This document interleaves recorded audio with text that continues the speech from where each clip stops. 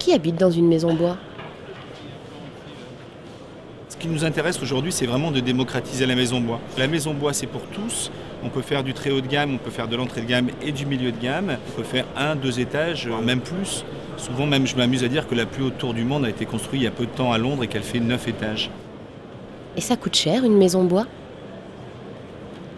Alors, il est vrai que la question sur le prix, combien coûte une maison bois, est-ce qu'une maison bois c'est plus cher, c'est une question qui est récurrente. Et c'est pas toujours facile d'y répondre. Je crois que le modèle économique autour de la maison en parpaing très simple avec un enduit monomur, c'est quasiment imbattable en France. Il va falloir qu'on aille vraiment vers de l'industrialisation pour être complètement compétitif sur notre filière. Dès qu'on va faire des choses un petit peu plus techniques, et notamment de la maison qui consomme peu d'énergie, on est extrêmement compétitif. Ça se construit facilement, une maison bois?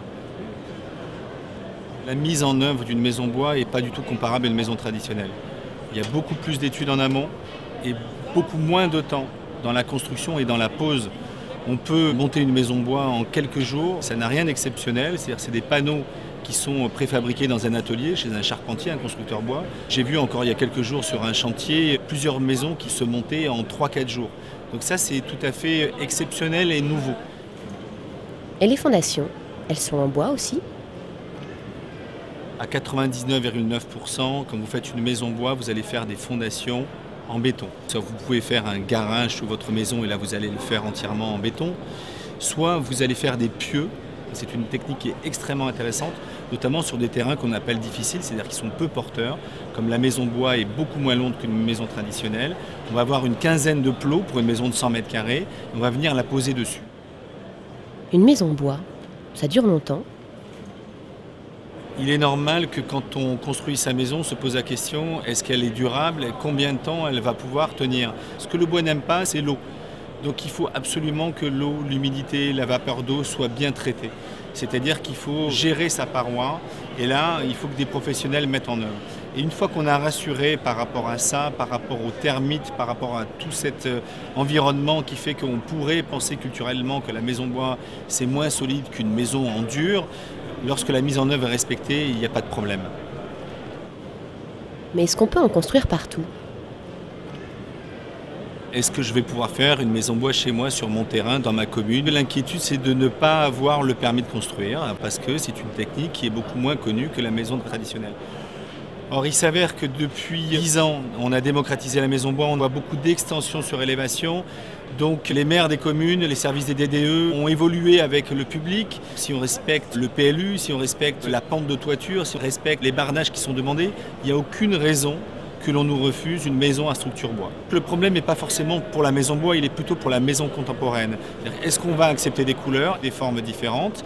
Comme la maison bois est souvent plus contemporaine qu'une maison traditionnelle, en effet, il faut discuter. Mais les maisons bois, elles se ressemblent un peu toutes, non? Choisir le bois donne plus de facilité pour maître de l'architecture. Le maître d'ouvrage, quand il va faire sa maison bois, quand il va travailler avec l'architecte, avec l'entreprise, il a beaucoup plus de facilité et d'ouverture pour faire des formes différentes, pour faire des écritures différentes sur le bardage, pour avoir des ouvertures différentes. Donc finalement, cette liberté architecturale, elle se retrouve beaucoup plus sur la maison bois que sur une maison traditionnelle. Une maison bois, ça peut évoluer facilement? C'est vrai que la modularité de la maison bois, c'est assez important pour l'aménagement intérieur, mais surtout pour l'extérieur. La maison va évoluer, on va pouvoir rajouter des pièces en extérieur, des surélévations, des extensions. Le bois est extrêmement adapté pour des raisons très simples. C'est que c'est beaucoup moins lourd que du parpaing, donc on va pouvoir surélever plus facilement. Et aussi, on va pouvoir préfabriquer en extérieur, donc on peut monter une extension en quelques jours sur une maison traditionnelle.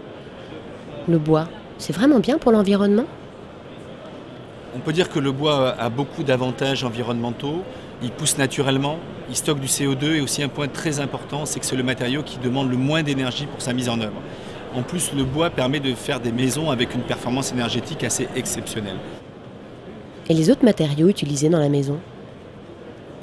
Il faut aussi pouvoir dire quelles peintures sont utilisées, quels produits sont utilisés. Et aujourd'hui, les industriels travaillent par exemple sur le panneau pour proposer des panneaux sans colle et qui ne dégagent pas de COV. Il y a une préoccupation du public qui est de plus en plus présente sur la qualité de vie et je dirais la qualité de l'air, la santé à l'intérieur du bâtiment.